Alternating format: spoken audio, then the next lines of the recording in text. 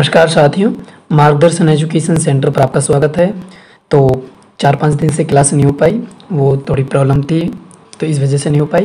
तो हमारा NCERT math है, क्लास 10th चल रही है, ठीक है।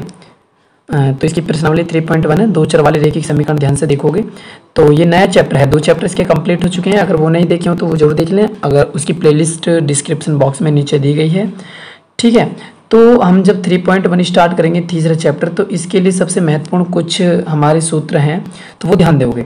यानी ax plus B Y plus C, ax plus B Y plus सी बराबर 0, ये समीकरण का रूप जहाँ भी तुम्हें मिले, जो ए बी सी है, ए बी सी वास्तविक संख्याएं मानी जाएंगी भैया यहाँ पे, ठीक है। और a और b कभी भी हमारा 0 नहीं होना चाहिए। और दो चर वाले रैखिक समीकरण ये हमारा क्या कहलाएगा, ये कहलाएगा ax plus B Y plus सी बराबर 0, हमारा क्या कहला जाएगा, दो चर वाला रैखिक समीकरण।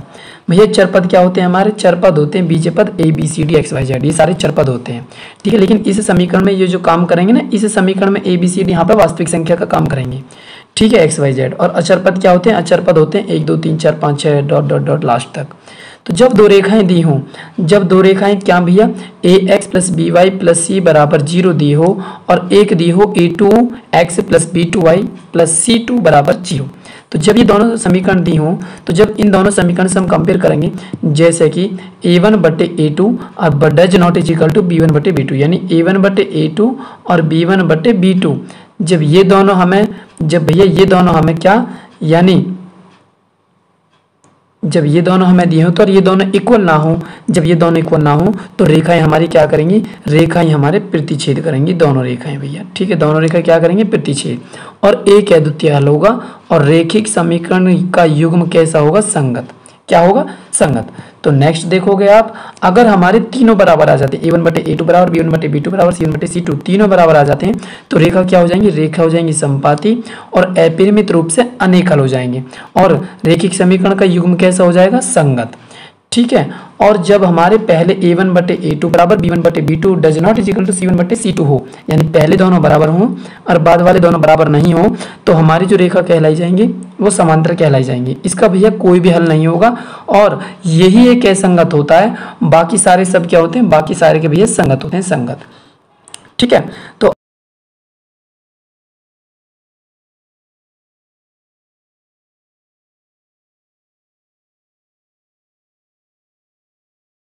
तो 3.1 का फर्स्ट क्वेश्चन देखोगे, आफ्ताब अपनी पुत्री से कहता है कि 7 वर्ष पूर्व मैं तुमसे 7 गुनी आयु का था।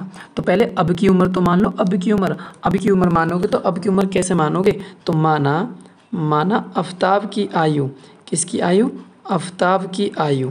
तो आफ्ताब की आयु क्या मानोगे भैया, x, ये वर्तमान आयु मानिए भैया, वर्तमान आयु। तो फिर पुत्री की आयु क्या मानोगी, पुत्री की आयु मानोगे y, पुत्री की आयु मानोगे y।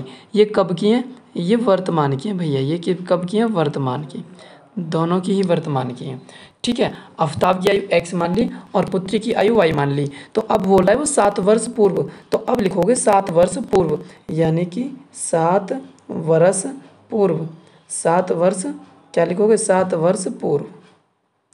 तो 7 वर्ष पूर्व लिखोगे, 7 वर्ष पूर्व किसकी आयु, आफ्ताब की आयु, 7 वर्ष पूर्व आफ्ताब की आयु भैया कितनी हो जाएगी, x माइनस 7। तो ऐसे ही अब किसकी लिखोगे, पुत्री की लिखोगे, किसकी लिखोगे भैया, पुत्री की, ठीक है। तो x माइनस 7, तो पुत्री की आयु लिखोगे, पुत्री की आयु कितनी हो जाएगी, पुत्री की हो जाएगी y माइनस 7, ठीक है, और y माइनस 7। अब वो कह रहा है कि आफ्ताब, यानी 7 वर्ष पूर्व मैं तुमसे 7 गुनी आयु का था, यानी आफ्ताब कह रहा है मैं तुमसे 7 गुनी आयु का था, तुमसे कितनी गुनी आयु का, 7 गुनी आयु का, ठीक है। तो दोनों की मल्टीप्लाई कर लोगे, x माइनस 7 ऐसे ही और 7 की y में करी और 7 सत्ते 49, ठीक है, 7 सत्ते कितना हो जाएगा भैया, 49, ठीक है। तो देखोगे 7 सत्ते 49, तो देखो x तो भैया ये ऐसे ही, x ये ऐसे ही, और ये प्लस 7y, ये प्लस 7y जब ये इधर आ जाएगा तो कितना हो जाएगा, ये माइनस के 7y, ठीक है, माइनस के 7y, और बराबर कितना है, माइनस के 49 और माइनस के 49, और ये माइनस के 7 उधर पहुंच जाएगा तो प्लस के 7, प्लस की क्या हो जाएगा, 7। अब लिखोगे x माइनस के 7y और 49 में से 7 गए तो माइनस के 42, ये हो जाएगा भैया समीकरण नंबर 1, ये क्या हो जाएगा, समीकरण नंबर 1। अब आगे पढ़ोगे, आगे क्या कह रहा है वो, आगे कह रहा है कि अब से 3 वर्ष बाद, तो भैया हमें तो 3 वर्ष बाद की तो उम्र ही पहले ना पता कितनी बैठेगी, तो 3 वर्ष बाद की उम्र निकालोगे। पहले 3 वर्ष बाद की उम्र कैसे निकालोगे, तो अब 3 वर्ष बाद लिखोगे आफ्ताब की आयु, आफ्ताब लिखोगे ध्यानपूर्वक,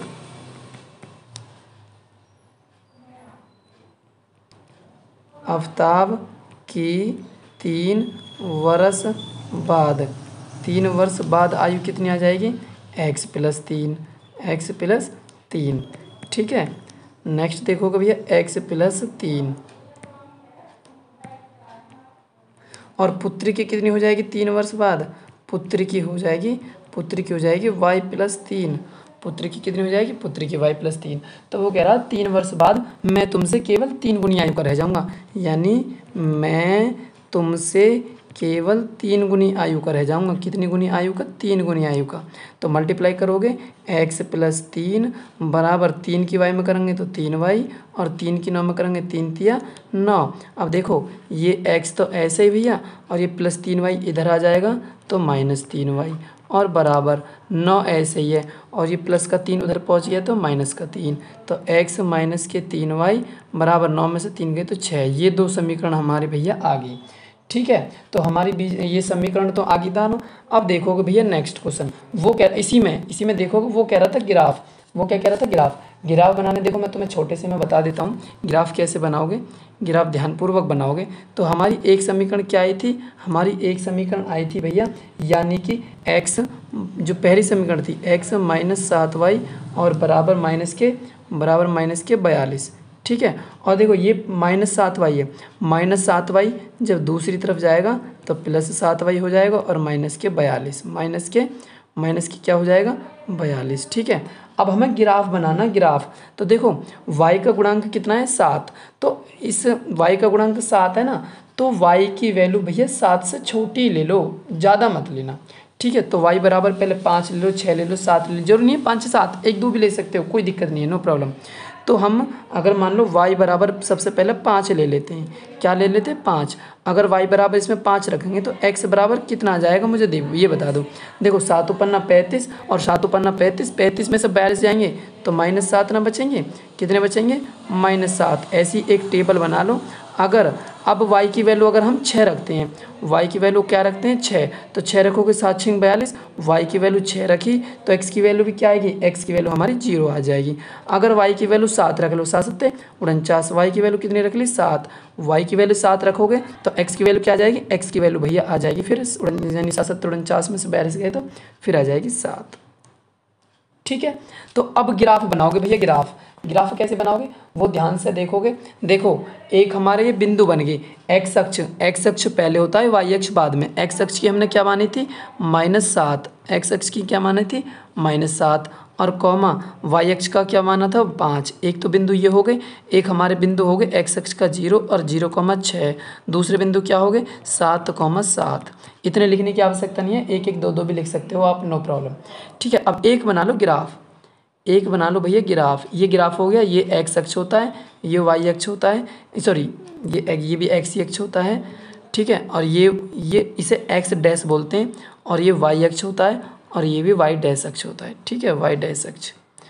ठीक है, तो देखोगे यहाँ होते हैं +1 +2 +3 +4 +5, इधर होता है -1 -2 -3 -4, ऐसे डॉट डॉट डॉट डॉट। ठीक है, अब वो क्या कह रहा है, हमने x की वैल्यू देखो, x की वैल्यू क्या मानी -7, इधर तो x की वैल्यू प्लस है, इधर y की वैल्यू माइनस है, तो इधर जहाँ भी -7 बैठेगा भैया, जहाँ भी -7 बैठेगा, मान लो यहाँ बैठेगा, ये मैं छोटा बन गया चित्र, छोटा चित्र क्योंकि पेज छोटा है इस वजह से छोटा बन रहा है। ठीक है, तो -7 मान लो यहाँ बैठ गया, मैं समझा देता हूँ, -7 यहाँ बैठ गया, और y की वैल्यू कितनी थी 5, 5 प्लस में भैया ऊपर प्लस के होते हैं सारे, ये 1 ये 2 ये 3 ये 4 ये 5, तो ये ऐसे खींच दोगे आप ऐसे, तो ये बन गया ग्राफ। ठीक है, दूसरा बिंदु 0,6 x, ये नीचे होते हैं माइनस वाले, -1 -2 -3 -4। अगर इसमें समझ नहीं आ रहा तो नेक्स्ट क्वेश्चन में देखोगे ग्राफ बनाने अच्छे तरीके से। ठीक है, अब तुम ग्राफ बना सकते हो, आशा करता हूँ। अगर इसमें नहीं समझ आ रहा तो आप देख सकते हो नेक्स्ट क्वेश्चन में। ठीक है, तो नेक्स्ट क्वेश्चन की तरफ चलते हैं। हाँ, एक क्रिकेट टीम के एक कोच ने 3900 रुपये में 3 बल्ले और 6 गेंद खरीदी। तो देखो 3 बल्ला और 6 गेंद ही तो खरीदी हैं। हमें क्या पता जी एक बल्ला कितने का, तो माना एक बल्ला, एक बल्ले का मूल्य, एक बल्ले, नीचे लिख देते हैं चलो कोई नहीं, माना एक बल्ले का मूल्य, एक बल्ले का मूल्य क्या माना जी x रुपया।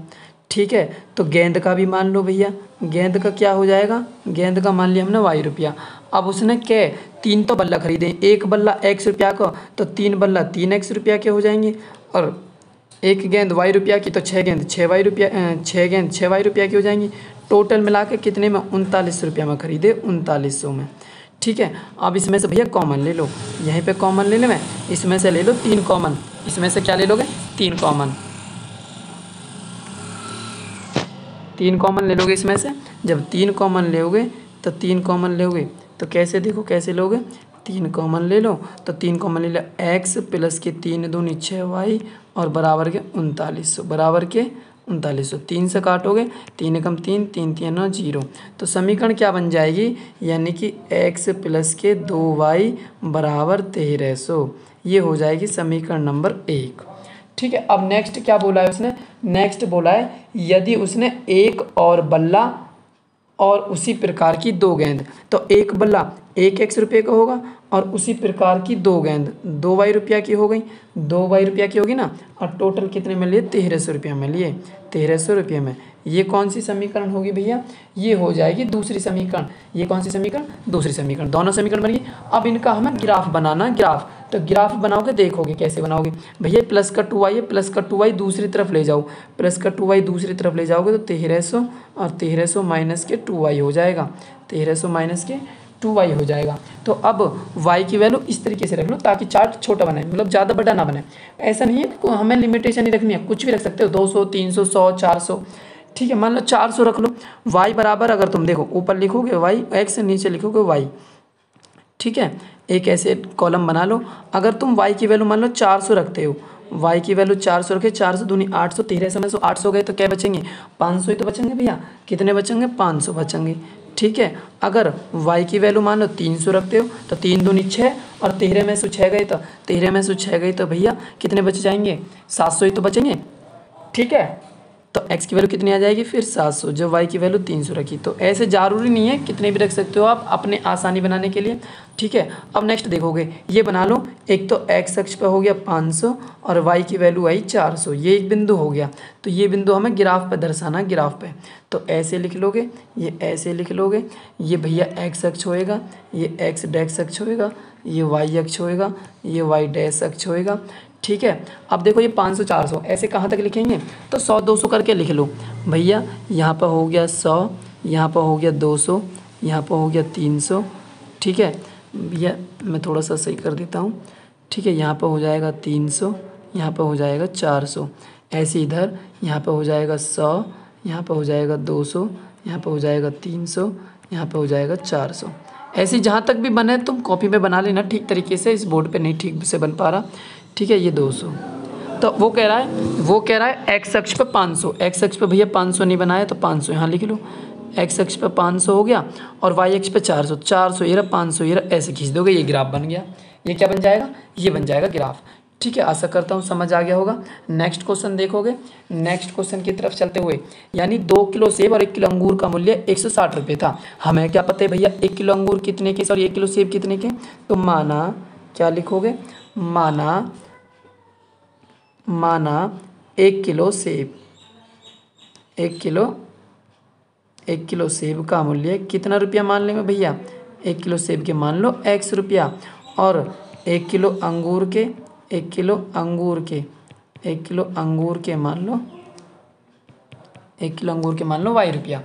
अब समीकरण बना लो, 2 किलो सेब और 1 किलो अंगूर, तो 2 किलो सेब तो 2x रुपया के हो गए और 1 किलो अंगूर 1y रुपया के, दोनों मिला के 160 के खरीदें जीवान है। ठीक है, ये हो जाएगी समीकरण नंबर 1। अब 1 महीने बाद 4 किलो सेब और 2 किलो अंगूर, यानी 4 किलो सेब 4x रुपया के हो गए और 2 किलो अंगूर 2y रुपया के हो गए, और टोटल कितने रुपये के लिए उसने, 300 रुपये के। टोटल कितने रुपये के लिए, 300 रुपये के। ठीक है भैया, ये कौन सी समीकरण हो जाएगी, दूसरी समीकरण हो जाएगी। अब इसमें से 2 ले लो कॉमन, इसमें से जब 2 कॉमन लोगे तो 2 दूनी 4 भैया, 2 बाहर आ गए तो y और बराबर 300, और 2 से काटोगे तो ये कितना आ जाएगा 150। तो ये नई समीकरण क्या हो जाएगी, यानी 2x + ky बराबर 150। ये समीकरण बन गई दूसरी। ये दूसरी भैया, ये दूसरी का ही तो रूप है ऐसे यहाँ तक। तो ये 2 समीकरण बन गई, ठीक है। अब 2 समीकरण बन गई, तो अब हमें इनका ग्राफ बनाना है। ग्राफ कैसे बनाओगे, देखो ग्राफ कैसे बनाओगे, बहुत आसान है। देखो भैया, ये +y तो इधर ही रहने दो, +y इधर रहने दो, तो 2x को उधर ले जाओ, तो 150 - 2x, 150 - 2x। इनका ग्राफ बना लो, इनका ग्राफ एक टेबल बना लो। ये x अक्ष लिख लो, ये y अक्ष। अब मान रख दो, मान लो सपोज दैट हम y का मान अपने अनुसार रख लो, कोई दिक्कत नहीं है। मतलब x का मान रखोगे, देखो अगर 2 रखोगे, 2 नहीं 50 100 की सीरीज में रख लो, 50 2 नहीं 100। अगर हमने x का मान 50 रखा, x का मान 50 रखा, तो 50 2 नहीं 100, और 150 में 100 गए तो y का मान भी 50 ही आएगा। अगर हमने तो x की वैल्यू कितनी रख ले, मैं x की वैल्यू मान लो 100 रख लेंगे, x की वैल्यू 100 रखी तो 100 दूनी 200, और 150 में से 200 गए तो कितने आ जाएंगे भैया, 150 में से 150 गए तो ये भैया -50 आ जाएंगे, -50। इन्हें ग्राफ पर दर्शा दो। इन्हें ग्राफ पर कैसे दर्शाओगे भैया, देखो बिंदु क्या हो गए, x की वैल्यू भी 50 और y की वैल्यू भी 50, ठीक है। अब आ जाओ जी ग्राफ पर दर्शाने के लिए, ये हो गया, ये हो गया, ठीक है। और कर लो, ये ठीक है, ये x अक्ष हो गया, ये y अक्ष हो गया, ये x अक्ष हो गया, और ये y अक्ष हो गया। ये 50 की सीरीज बना लो भैया, यहाँ 50 हो जाएगा, ठीक है। यहाँ क्या हो जाएगा 50, फिर 100, फिर हो जाएगा 150, फिर कितना हो जाएगा 150, फिर हो जाएगा 200, फिर कितना हो जाएगा 250, ऐसे ही ऊपर 50, फिर 100, फिर 150, ऐसे बना सकते हो ना आप। अब वो उसने बोलिए क्या बोलिए, x अक्ष भी 50 है, y अक्ष भी 50 है, तो भैया 50 ये रहा और 50 ये रहा, इस तरीके से लाइन खींच दोगे, इस तरीके से, ठीक है। तो ये ग्राफ बन जाएगा। तो आशा करता हूँ चैप्टर ये हमारा समाप्त होता है। इसमें 3 ही क्वेश्चन थे, ठीक है। अगर वीडियो देखो, ये पहली वीडियो मैंने इस तरीके से बोर्ड पे बनाई है। अगर ये वीडियो में मैं समझता हूँ कि इसमें थोड़ी राइटिंग या अडबड आई है, तो आगे से इम्प्रूव करेंगे, ताकि इम्प्रूव हो जाएँ सारी चीज़ें, ठीक है। तो अगर वीडियो अच्छी लगी हो तो प्लीज़ लाइक एंड सब्सक्राइब ज़रूर करें, और शेयर करना ना भूलें। धन्यवाद।